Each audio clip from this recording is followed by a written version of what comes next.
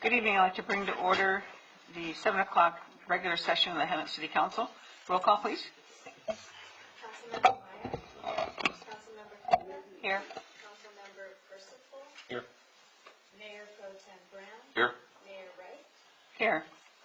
Could you please stand for the invocation and pledge of allegiance? Invocation led by Jan Despain, San Jacinto Interfaith Council, and pledge of allegiance by Mayor Pro Tem Brown. Good evening. You have to put up with my cold here. But I thought also, since today is February 12th, it's our 16th president's birthday, his actual birthday, we remember him in our thoughts and our prayers also.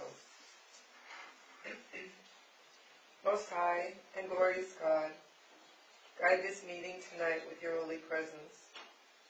We thank you for those gathered here to discuss and govern this valley we are blessed to call home. Help us to treasure the value and dignity of our diverse people and beliefs. Enlighten our hearts and minds to create a spirit of respectful listening and dialogue concerning current issues in our community. Guide and animate this meeting as you assist our leaders and the good people here present to work together harmoniously to heal and renew our city into a safe and peaceful place to thrive and grow. We thank you in advance for the good that will be accomplished by your people working together this evening. Amen. Amen. Please join me in the Pledge of Allegiance to our nation's flag. Ready, begin. I pledge allegiance to the flag of the United States of America and to the republic for which it stands, one nation, under God, indivisible, with liberty and justice for all.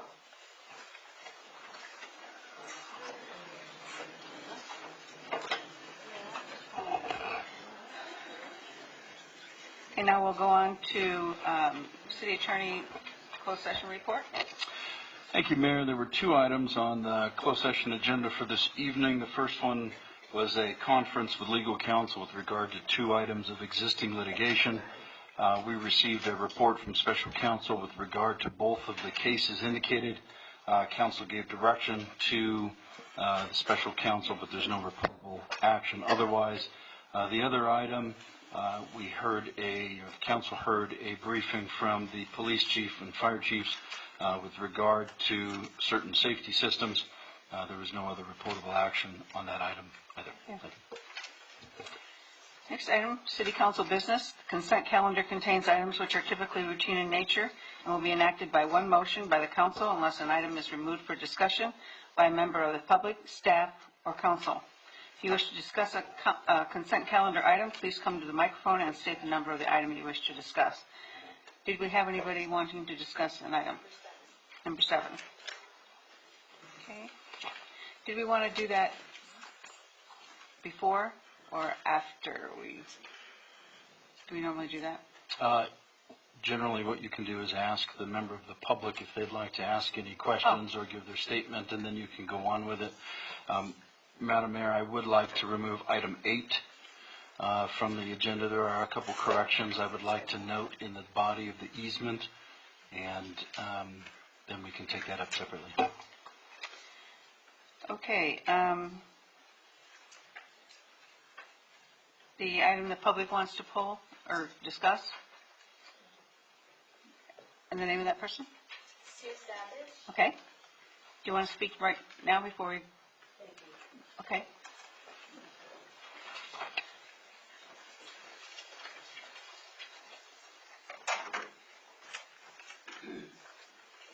Good evening, Council. Whoops, no phone. I'll talk about it. Push the button. No. Right on the microphone itself. Up on right there. Is it green? Good? Yep, thanks. Okay, good evening, City Council. We all learned in grade school 2 + 2 is 4. Then we learned 2 - 2 is 0. When adding to a number, the number gets bigger. When subtracting from a number, the number gets smaller. The Treasury report presented at council meeting does not meet grade school math. City Treasurer reported the local agency investment funds. Her report stated there is a single transaction in the fund. The transaction is a withdrawal. Withdrawals are the same as subtractions. The beginning balance minus a single withdrawal should give a number smaller than last month's balance. This is grade school math. The report shows, however, the new balance is higher. Yes, Hemet City Treasurer reports Leif had a single withdrawal of $36,272, and the fund balance went up. Don't we all wish we could do that? Did Hemet City Council approve and accept this report? Meeting minutes show Councilmember Wright moved and Councilmember Brown seconded a motion to approve the consent calendar as presented. The motion carried 5-0. I believe my city deserves better. I believe my city deserves to be run by a council who actually reads reports on 66 million taxpayer dollars held by the city. I believe Hemet's taxpayers should be respected for the taxes they pay. Tonight's recommendation is a step in that direction. My name is Sue Savage.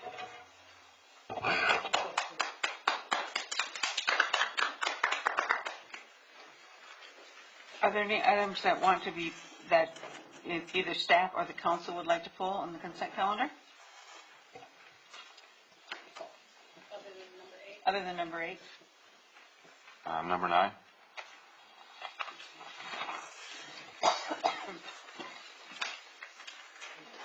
Anyone else? Number 9 is a...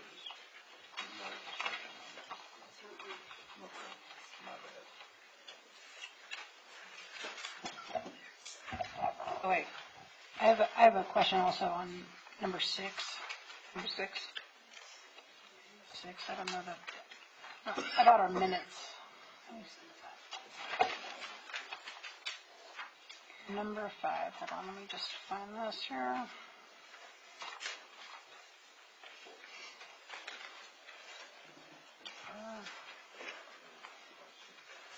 Did you want just number 6, Carly? No, I'm looking in here and it's not showing, but I don't believe that I voted yes for the receive and file last meeting for the investment portfolio for December 2018. For December? Well, these minutes that we just did, I didn't vote to approve that. It's not noted in the minutes. So I guess we can check YouTube. Okay, we'll do that. See if we need to amend those minutes, okay? Yeah. Okay, so we have just item number 6. I suppose we need to do 4 if we're going to have her double check. Sarah probably needs to double check those. Yes. Huh? Well, those are discussion. So that'd be number Discussion 5 items today. 8 and 9. Oh. But the consent calendar, it goes to item number 6.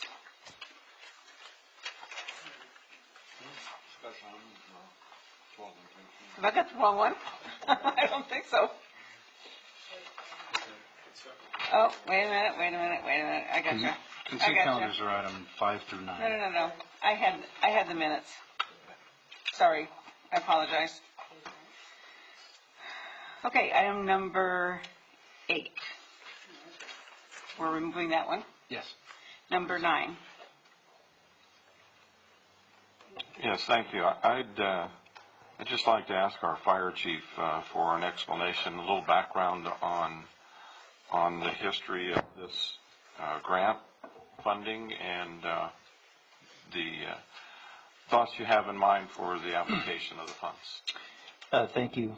Mayor Pro Tem, members of the City Council, before you tonight is an Emergency Management Performance Grant, EMPG grant award of $17,000 to our city. Of noteworthy, this grant, we had this grant up to early 2014, and for whatever reason that grant wasn't renewed. And I want to give full credit to our Emergency Services Coordinator who this fiscal grant period applied for, and we were awarded the grant by the county. So in perpetuity now, this will be something we'll be coming forward to you every year to reauthorize. It's a matching grant. That grant is in our budget for our ESC, emergency management activities. The grant specifically is for emergency management type of activities. And what we're doing at this time is we have a primary emergency operations center, which is at the Covell building.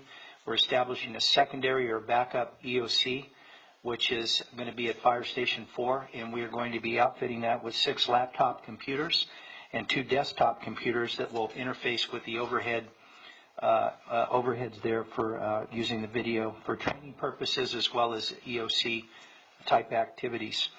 And that's in process now. As recommended, would seek your approval for this to authorize the grant. But again, I think the story here is I want to give credit to Kathleen Henderson for seeing the benefit, bringing it forward, seeing it through, and thus I'm here before you with the grant for your review and approval. Thank you. Thank you, Chief. Thank you. So now we'll, if I could have a motion to approve items 6, 7, and 9. Add 5. I think 5 is correct. 5 is correct? Okay. Thank you. Okay, sure. I'm glad it's correct. Okay, 5, 6, 7, and 9. Have a motion? So moved. Is there a second? Second. Please vote.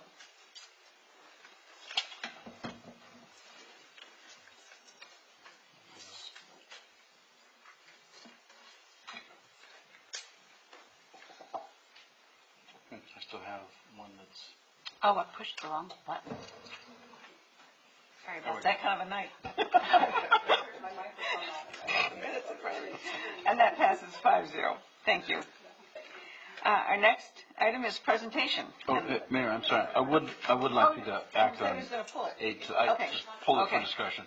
Councilmember Krupa noted earlier that in the third paragraph of the easement that had been prepared by EMWD, it switches the word grantor where it should say grantee, and in 2 places and once where it says grantee and it should be grantor. I would just like to have you approve it subject to us going back and putting in the appropriate words in the right place. It'll be a simple change and we can do that tomorrow. Council agree with that? Have a motion to approve? Move approval as corrected. Second? Is there a second? Second.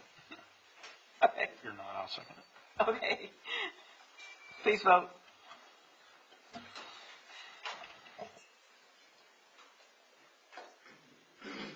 It passes 5-0.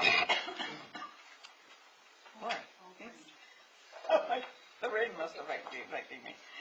Okay, now, presentations. First one is item number 10, presentation from the Salvation Army to Hemet Fire Department.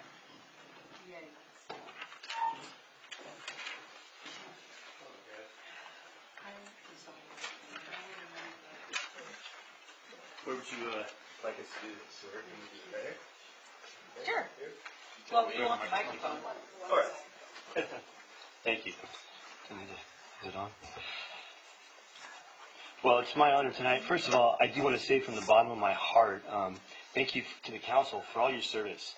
I was thinking about you guys tonight, and even yesterday I had your picture out and I was praying for you guys, for your hearts. I know that you guys are people, just people who, and I pray for your hearts and your souls. I know you have a lot of responsibility, so thanks for all you do. These are also civil servants, and they have been friends to me since I came to the Army 2 years ago and stood up in Hemet. These men and women here at the Hemet Fire Department, specifically I want to say Chief and Pam and Kat, have all embraced me in the Salvation Army and our partnership beyond what I would have expected when I walked in the door. It's meant a lot to me and to my ministry to the public, and I appreciate all you do, from giving, helping us raise awareness and to give kids toys, to helping me. Some of the men have stood outside of Stater Brothers to help me collect canned goods to give out to kids to eat on the weekend. And it's just been a privilege working with you. I appreciate all you do. I appreciate your hearts and your passion for your job. And we at the Salvation Army our board came up with appreciation award for the ongoing support to the Salvation Army. We wanted to present it to, well, that's on our board, but I want to give it to Chief too. Would you please come up here, Chief? Chief has been a good friend to me and just respectful, and even taught me a few things along the way. And I want to thank you, Chief. Appreciate all you do. Yeah. Can someone take a picture too?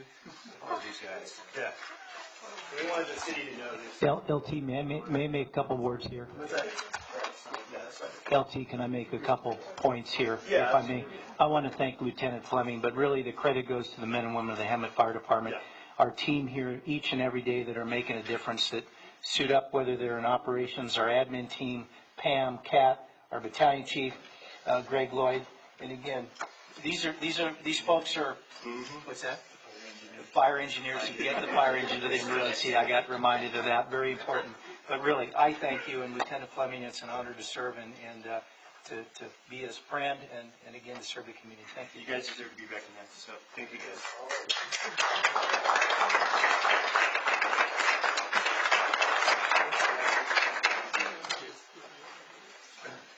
Yeah, you're not crying, right? Okay, thank you so much. Thank you very much. Thank you guys for your time letting me do that.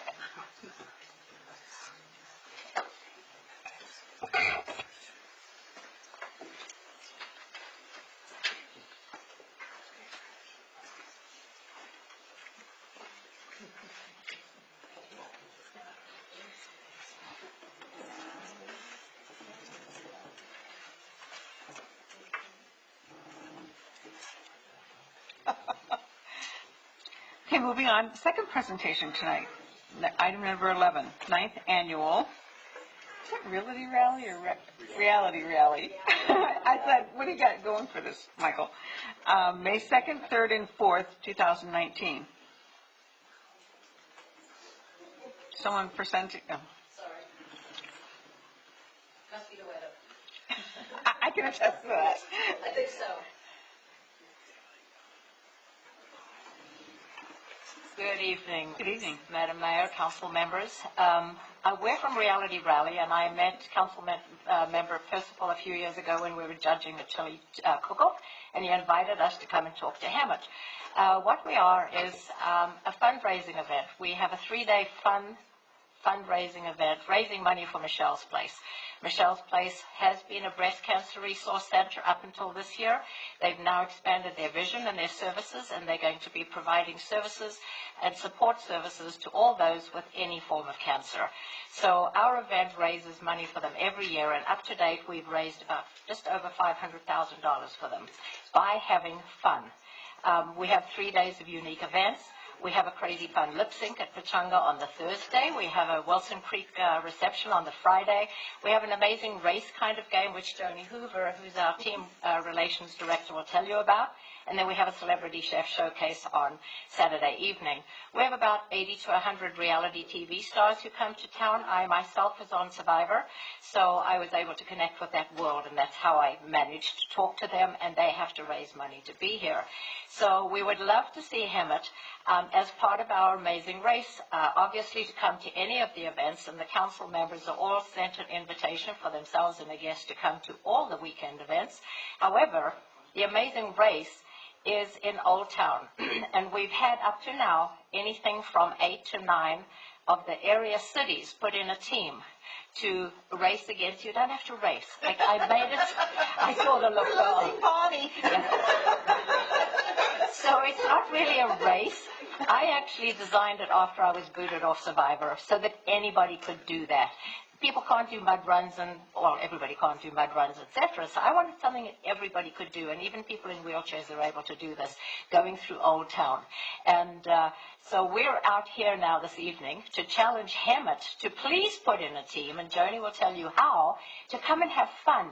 You play against, I'll use the word play rather than race, you play against everybody, and we have 80 to 90 teams every year, so that's about 400 people running through Old Town.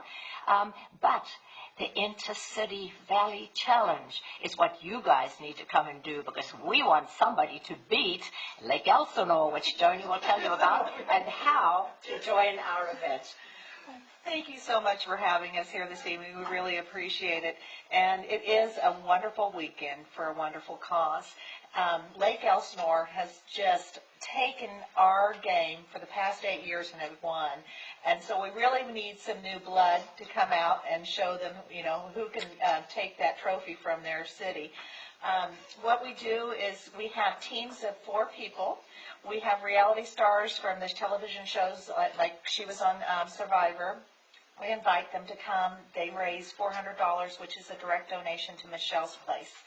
And one of those reality stars plus 3 members from your council, your staff, family and friends, anyone that you would like to represent your city can come play. And so what I'll do is I'll send each of you a letter tomorrow with the video that was too long to show tonight so you can see the fun that they've had.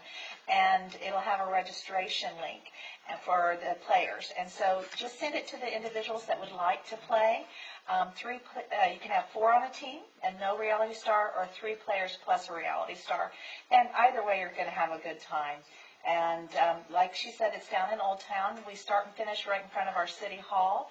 And there's 12 challenges that are fun, silly, physical, you know, not much physical. But it's just, you know, a good time. And we will advertise your city on our website. So that way, if you have something going on, when people click on your city's website, they're going to know what's going on in your community. So it's kind of a, you know, inner city, you know, challenge, but also just to, you know, make you more aware about Michelle's Place, which is a wonderful organization and helps so many in our community and surrounding areas. So I truly hope that you guys are able to bring it in a team, and if you have any questions, just ask away. Oh, this is our team right here, Carla? Right? Oh, I like that. I like that. So, what, and there's, there you go, we've got your team. I've got some cards. I'll give you cards. The website is realityrally.com, and the dates for the weekend are May 2nd, 3rd, and 4th. So I'm inviting you. May the 4th be with you. And lastly, we did leave our brochures from last year, so it gives all the information. And not Sarah, but Sarah Stepin is going to give that to you. So thank you so much for having us this evening. Thank you for coming out. Thank you. We look forward to hearing from you. I hope it's a really successful event. Well, we're going into our 9th year, and it's been hugely awesome, promoting all the cities in the area and businesses. That's great. Fun. Money is Michelle. Thank you. Thank you.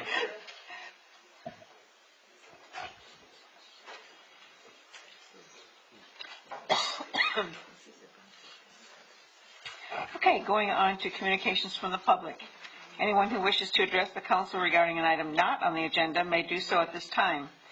As a courtesy, please complete a form. Do we have anybody that wants to speak? Of course, you have 3 minutes, and of course, we can't respond to your, we can direct you to someone that can help you if you need some assistance with some information. Thank you. On January 29th, 2019 at 5 a.m., 45 Hemet and San Jacinto residents came out to help the Riverside County do a census on the homeless here in Hemet. What does that say about people who showed up at 5 a.m.? There were people from the Riverside Mental Health, there were veterans, elderly, and people who were actually scared to come out, but they did anyway. There were people that went into work late, took the day off because they too felt that they wanted to help Hemet. But what I didn't see there was the homeless task force of Hemet, the head of the homeless task force. So why do we have a homeless task force if we don't have the person who's in charge of it to even come out to thank anybody who's showing up? Bonnie, I would like to say that I heard you make a comment about that it's at a standstill right now. And so that's telling me that maybe someone else should step in and take over so it can be run the way it was meant to be set up, and that's to help the homeless. I didn't see anybody else out there, but 45 people, I mean, that says a lot for Hemet and San Jacinto at 5 in the morning. because I went in late for work. I was one of those people. So I'm real big on helping. I'm also part of the Know Where Your Money Goes. And I do that, and I stand out in front of buildings, and I hang up those flyers that everybody sees. But I would like to see the Hemet Task Force, Homeless Task Force, go somewhere and not just be stagnant. Thank you. Anybody else? Okay.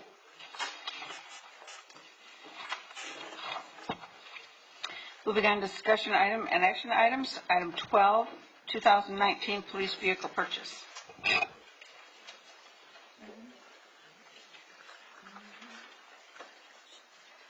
Madam Mayor and Council, thanks for having me this evening. Hopefully this will be quick. Fingers crossed. As what I have before you tonight is a request to purchase 7 police vehicles. The money was approved by this council during the 18-19 Measure U budget review. The vehicles, like I said, are 7 vehicles, and also the upfit that we normally do with our police vehicles. The vehicles will be 2 2019 SUV Interceptors. Those will be used by our Measure U crime suppression unit. We'll be looking at 2 Measure U Ford Tauruses. Those are actually 2017s, but they're new. So to give you kind of an explanation on that, Ford has advised us that they are completely revamping their plants. So right now, if we try to order vehicles through Ford, we're probably looking late 2020 or early 2021. This is a national issue that all police departments are having that use Fords. So we were lucky enough to find a few vehicles that were left over from a large purchase from another organization that are brand new, that would carry the normal warranty on them, and they're ready to go, so we won't have to wait forever for them to rebuild the whole plant and send us the vehicles. We would also be asking to purchase 2 F-150s. Those will be used by our ROX detectives. In my career, I could never remember buying a vehicle that has a Tommy lift on the back of it, but believe it or not, that's where we're at now. So our ROX detectives will be actually out in pickup trucks with lift gates on them to pick up transient property, homeless property, couches on the side of the road, refrigerators, whatever else we need. So it's kind of thinking out of the box. The request actually came from that unit. As you know, we work hand in hand with our Public Works team that is also out there working with us, but they don't have the same exact coverage that our officers do. So sometimes we find a gap where we need that type of vehicle, and instead of calling someone out on call, it's just smarter for them to have it right there with them. The last vehicle that we would be looking at is the purchase of a replacement for our Ford jail van. Ours is fairly old. It needed some repairs this last week. We actually had someone injured in it because of some of the flooring that's falling apart. So that also needs to be replaced. All of the vehicles have very high mileage on them. One of the vehicles tops out at 184,000 miles. The lowest vehicle that we are asking to surplus, because as part of this we will also be surplusing 7 vehicles. The lowest vehicle has about 25,000 miles on it, but it's an older CNG vehicle, and the replacement of the tank actually costs more than the vehicle's worth, and the tank needs to be replaced at this time. So with that, I'll take any questions, and we appreciate your support. Council? Any questions for the chief? I have a couple. Thanks, Chief, for bringing this forward. One of the questions is, I know that it's a 2017 model and it's new, but it's 2017 and has it been sitting out in the elements? Has it been garaged this whole time? I mean, if it's out in the elements, it's still going to get some weathering and wear and tear that way. Yeah, you know, I haven't personally looked at the vehicle, but every time we take possession of a vehicle, we go through a full inspection at our Public Works. Goes out, our team actually sometimes goes out to the actual facility and takes a look at them.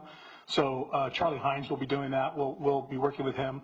We won't take possession of these vehicles unless they're in top shape. Very good.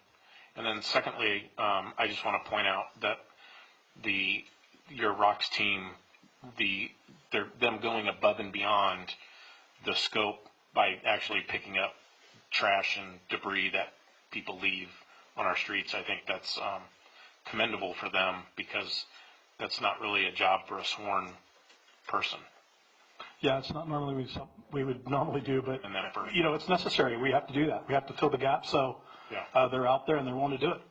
That's good. So thank you for that. Thank you. I want to talk about the RFQ process now, in case anybody didn't read this, but I noticed in here that you have the National Joint Powers. Right. So it's different than what we normally do, but can you explain that? I mean, I know what I read, but in case people didn't read it. Yeah, it's one of the options under our purchasing policy. So we work with our purchasing agent and finance. The national bid process is that the what's the exact National Joint Powers Alliance actually puts out a formal bid process, and they invite, in this case, they actually sent the bid process to over 40 places, but then they actually had more jump on board. And so then basically is what they do is they do all the work for you. So certain companies qualify, but this is a national bid that is put out every single year, and everyone in the business knows about it. So it just kind of takes all the work off of us to do it. Some of the companies are local, some of them are not. It just depends on who won that bid. But it's a competitive bid process with over 40 dealers. So across the nation? Yes. So not just, okay, I like that.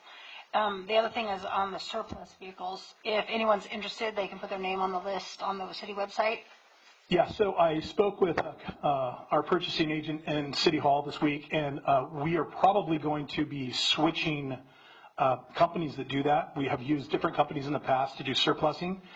She stated that she's really interested in using GovDeals, and it's a internet-based website that once we get them that property, they're all listed.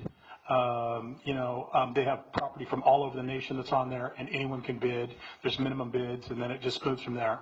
Most of them you have to go pick them up, so you generally get local bids, but you can bid on something that's anywhere. So my question would be for the people there. I know that there's many people in town who have put their name on this list already through the city website. Are those notifications going to be transferred to that new process? I was unaware of that. I can definitely check with Crystal. We'll turn them off, or yeah, we'll double check. okay. I can double check on just that. for all fairness. Sure. Thank you. And I'd just like to briefly comment about how beneficial the wider scope of getting bids from what it used to be. Many years ago, it was very localized, and I think the first step out of that was going countywide, and a lot of piggybacking on county bids and larger city bids. So this is just an enhanced evolution of that purchasing power, if you will, for individual cities. So I applaud department and purchasing for getting involved in this, because it really does throw out a bigger net, and you get a better price for it. So. Well, thank you, and I'll be honest and give Lieutenant Dixon credit where it's due. He was the one that took the lead on this project and worked really hard putting together kind of a convoluted purchase with multiple vehicles from different locations, and then the upfitting is always a challenge too. So it was a good job by him. Just a quick question, Chief. Do we ever is a hybrid ever an issue when purchasing these types of vehicles, or does it not give you what you need? Most agencies if we use hybrids, you'll be using them in like the community service area or parking enforcement or something like that. We can use them for non-sworn vehicles. I believe we're going to take possession of a few electric vehicles at the yard, and we're working with Charlie and some of the team out there to figure out if we are going to take some of those. We try to, not only make a good purchase that's a solid purchase, but we also are mindful of the upkeep and the gas mileage. So most of the vehicles we're purchasing are V6 EcoBoost. So they're not the big, huge V8s that traditionally were in the Crown Vics and things like that. So we are mindful of, trying to be good stewards to the environment and all that. But we don't specifically have any hybrids in our fleet right now. Okay, thank you. A motion to approve if there's no other discussion. Oh, that. I should stay home tonight. I'll open the public hearing.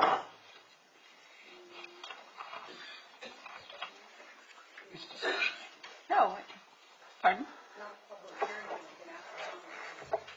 Oh, yeah, public hearing item, excuse me.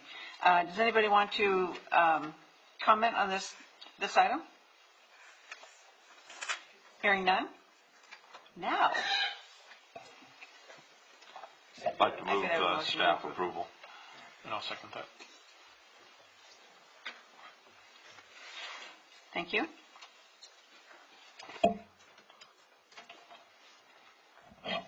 That passes 5-0. Next item, number 13, replacement of fire department vehicles. Chief Brown.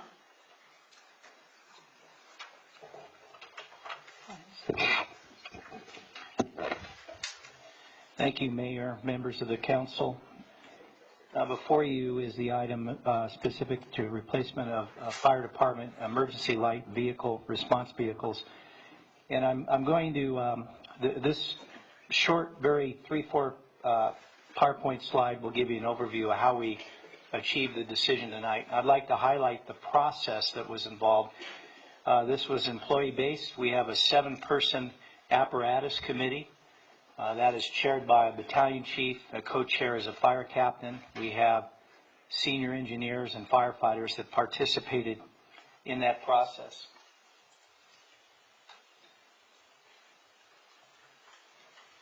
Before I, bear with me.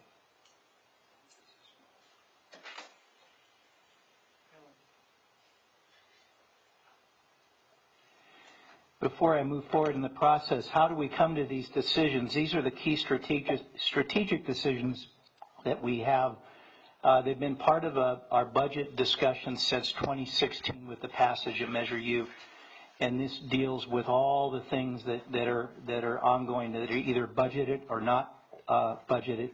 Communications, we spoke a little bit about that in terms of the infrastructure. Emergency response vehicle. Tonight we're talking about specifically the replacement of our light utility response vehicles. But I list the inventory, engine companies, squads, truck, and Type 6, which I'll give further definition to. Safety equipment, PPE replacement, self-contained breathing apparatus replacement, and then infrastructure. So these are the things that we look at each year and we use as part of our budget preparation process. We commissioned our fire apparatus committee, again 7 members. Our priorities in looking at our needs were to maintain and improve the current level of emergency response delivery. We needed to be cost effective, and that's our commitment to fiscal sustainability, and then incorporate current technology. So to the mayor's point earlier on fuel options and those types of things, looking within that genre to determine what's available for and does meet a certain standard which we have to follow, which is NFPA 1901. And most importantly, that they're safe to operate. Our current emergency vehicle delivery platforms are 5 engine companies. They're frontline Type 1s. Our truck company, which is a 100-foot aerial. A squad, we have 2. One is currently assigned as Medic 1, and one is assigned as the hazardous team vehicle, transport and tow vehicle. We have 4 large pickup utilities. One presently is assigned as a Medic 2, our peak demand. One is a command vehicle reserve, and that's utilized to back up so when the battalion chief's vehicle is broken, or for instance we need surge capacity, we bring in another BC because we have a bunch of incidents going on, they have a vehicle to respond on. Then one's assigned to Fire Station 4, and this of interest here is that provides us some tactical capability within some of the areas that we need 4-wheel drive that we can't get to for rescues. Here's the inventory currently. Again, I wanted you to have the big picture, and we'll narrow it down to the utilities. Color-coded here, you look at our engine companies, the Type 1 engine companies, the one in white, those are the ones you'll hear more. We're working with our city manager and finance team to look at some options on how we accomplish that. Our most recent acquisitions, Engine 2 and Engine 3, and those are the newest apparatus that we have frontline. Truck 4. That's over 10 years old. Again, that ladder truck is stationed at Fire Station 4. That apparatus committee has been tasked with doing a truck study to determine if that's the most appropriate vehicle for us to look to currently run in and look at options that we would have that give us better flexibility for the mission task. Squad Medic 1. The squad that we purposed for Medic 1 was the squad that used to be the tow vehicle for the air utility, and that's a Ford F-550. So we have a portable air utility trailer that's stationed at Station 4, and that vehicle was attached to that, similar to our hazmat mission. So when we got the Measure U tax passed and we had our spending plan, we literally repurposed everything that we had currently. So that focus, the budgetary support, was to infill with the personnel we needed. We used the existing equipment to make that happen. And as I noted, the squad hazmat is the other vehicle that I referenced. The pickup utility, again, we have 4 of those. They're stationed at our Station 1, Station 2, 4, and another one that's the backup that I referenced to earlier in terms of the backup for the BC. Our funding sources for this equipment replacement are really twofold. Number one will be our existing City of Hemet Fire Equipment Replacement Fund 380. And we have that broken down into fire, EMS, and we have emergency management. So for instance, the vehicle that you approved last go around for our emergency services coordinator was purchased out of our vehicle replacement fund under the EM category. And also we'll be utilizing for consideration Measure U fund balance for purchase of the vehicle. Recommended actions before you tonight are to reject all bids received for the original bid, and this is what I wanted to talk about. I'm actually kind of excited about the process. As I showed all the detail up front, I gave that to the apparatus committee with kind of the big picture vision that we were looking at. The committee delivered as promised. They did an extensive review and came back with their quote, and we were astonished at the price of the squad. We went into that with a price point of about $150,000. Our low bid was $235,000, high bid $260,000. The committee came to me. We hope to have this before you in October. They came to me in September, late part of September, said that's way too much. We can do better. So we reconvened the group. I just said let's look at some alternative options, which they did, and that's what's before you today. To put that in better context, we could buy 4 of the F-250s for 1 of the squads. And I'm going to show you some pictures here shortly. Authorize the city manager to execute documents and purchase orders in support of the purchase of the 4 F-250s and equipment upfitting of each vehicle.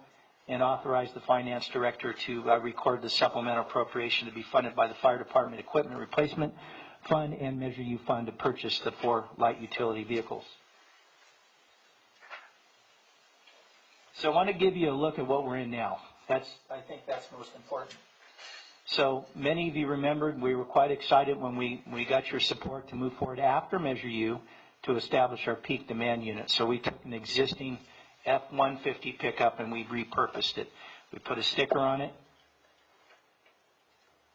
and we put the medical gear in that. So that doesn't look like a big deal, but when you look at how we have it stored, it's not purpose-built. And so the problem we have is we don't have appropriate shelving. It's really not optimal. It worked for the time period that we had, that we needed to get it in service, because that was one of our deliverables for the community that we promised. But this is problematic because there's no clear separation between the medical equipment and the personal protective equipment. There needs to be a solid separation there for obvious reasons. And you can see here's another example of just how things are stored. What we're proposing, and this is actually the vehicle type, and again, the police chief had a question about what type of red. That is a racing red color. So I just wanted to make sure I clarified that. That was very important. But this is an example of the body type. All 4 will be 4-wheel drive. There'll be a V8 engine, gasoline, and there'll be a flex fuel. So they'll have the ability to utilize a higher ethanol table gasoline, and they're designed accordingly for the E85 application. There is a technical nuance I wanted to point out in the spec sheet, and that was the engine block heater, and that was inadvertently placed in the. It's a $120 item, but full transparency, that's for a diesel, not a gasoline. So that was a mistake that was made. We've caught that, and that's since been corrected. This just gives you an idea. So the concept that the group came up with is we'll have full separation of the medical equipment. The medical module is how I refer to it. So on either side of the built-up cab, there's a wide, long cabinetry that will house our medication box, our defibrillator, our medications, our airway bag, and they'll be completely separated from the big black pullout. The black pullout is designed to have PPE, so that's the firefighting gear, the self-contained breathing apparatus, and the stuff that really needs to be separated completely and isolated.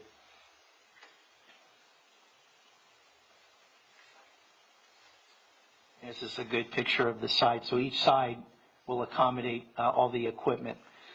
And as I mentioned, crew cab, it's purpose-built, four-wheel drive.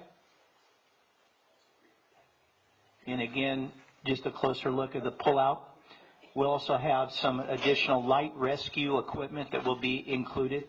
The primary mission task for two of these will be for Medic 1, and that'll replace the squad. The squad will be put back to Force, where it was originally located to be the air utility tow vehicle. This vehicle type will replace that, and that will become Medic 1. And that, I want to emphasize, is primarily EMS.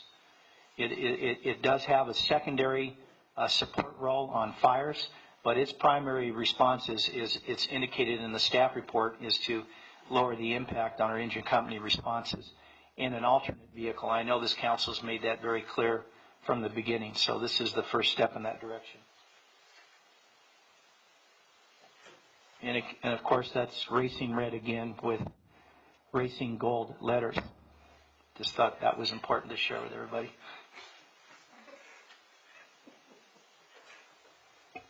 All modularized and self-contained. So the close out the questions that I know you probably have. One, the obvious one, why don't we just upfit the existing trucks that we have? So it's about a $34,000 cost to upfit the existing vehicle fleet, the 4 utilities that we have presently. Those vehicles are over 10 years. So it really comes down to a cost benefit. They weren't purpose built to begin with, and it just doesn't make good fiscal sense to do that. So with that, I'll be open for questions and fill in any of the blanks that you might have, and hopefully that the pictures helped. Council, any questions for the chief? Yeah. Okay. So you want us to kind of null and void our November 18th. Squad purchase of $150,000 that you said? Because we approved it. That's what it says in here. Well, it was a bid. It was part of the bid process that came in. There was a low bid of $235 and a high bid of $260. Mm-hmm. So because we went through a formal bid process, the formal process is to now reject that because it was in the. Well, I think the fact that you have been so creative. I mean, this is pretty creative. To be able to get a cheaper vehicle and outfit it for the paramedic needs, that's really creative. I appreciate it. I am excited that our firefighters who participated in the process, the stakeholders, were the ones to see the value. And I was just from my standpoint, it was a good, I appreciate that. I'll make sure to pass that on. It got through, and so I think this is evidence of that, what they have before you. And the savings that you're going to get to get 4 vehicles. The other thing is, just to be clear, even though it says the paramedic squad, you'll be able to respond to a fire if you need, and you'll be equipped. That's correct. And that'll be the purpose of having all the battalion chiefs, battalion commanders have full, we call it leader's intent. They've been authorized to deploy this unit as required.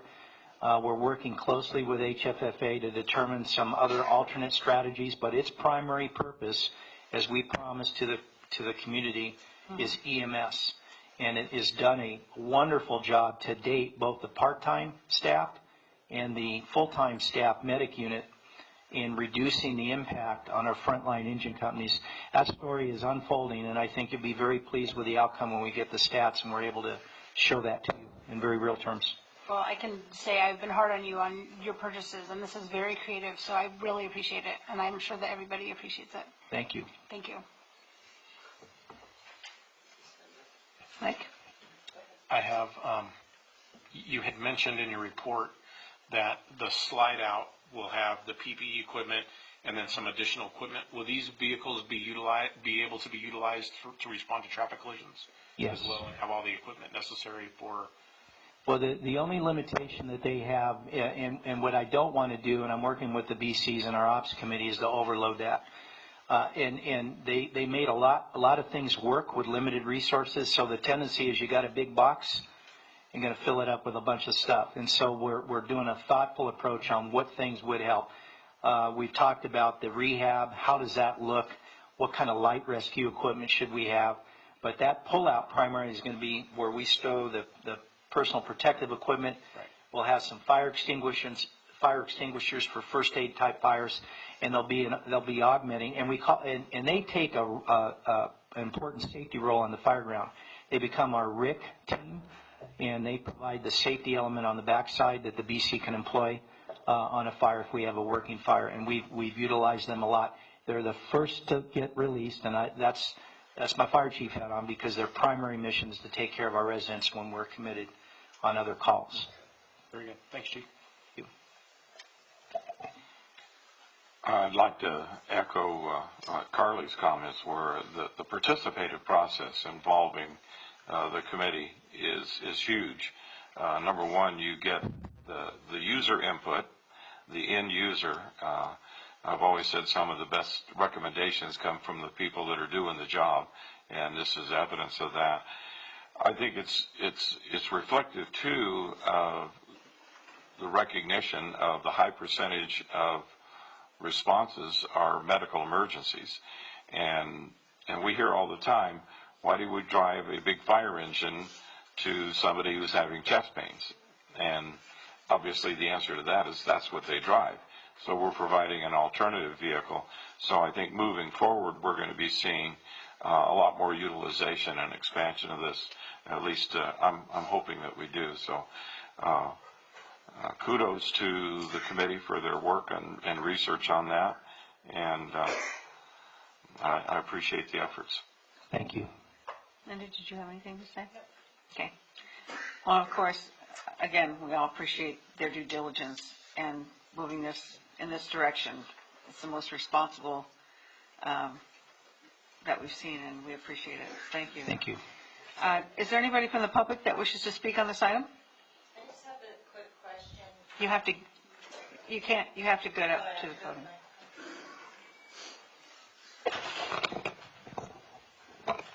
I know we know who you are, but for the sake of those who don't, please state your name. My name is Tammy Radomski, and I really like the fact that your department brainstormed and came up with this solution. But I've always, on most of the items that come up before you, I'm always wondering, are there grants out there? And going back to Russ Brown's suggestion to look into getting someone from the local school, I really think we need to research that further. But that's my question to the chief. Thank you. And I think we've been reminded on a regular basis the importance of the grant process.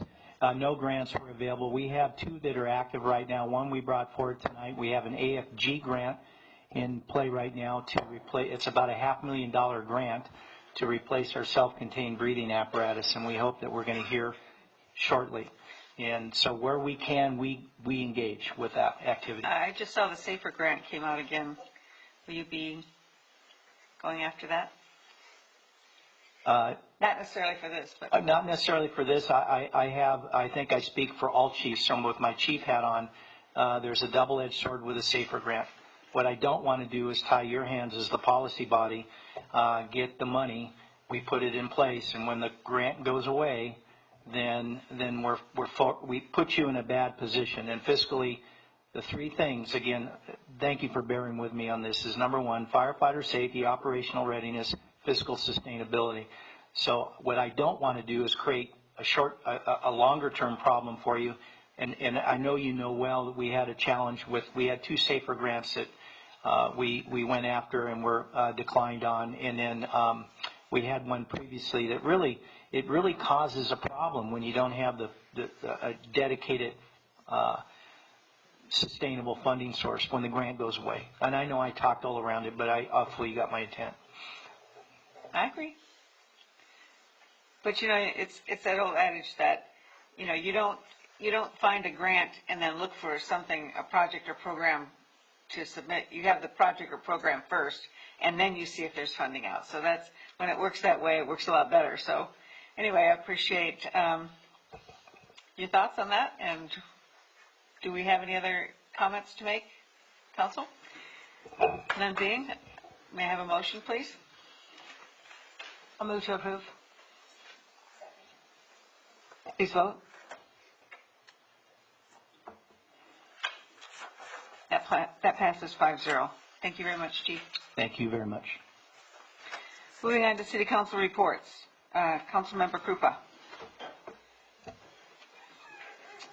Okay.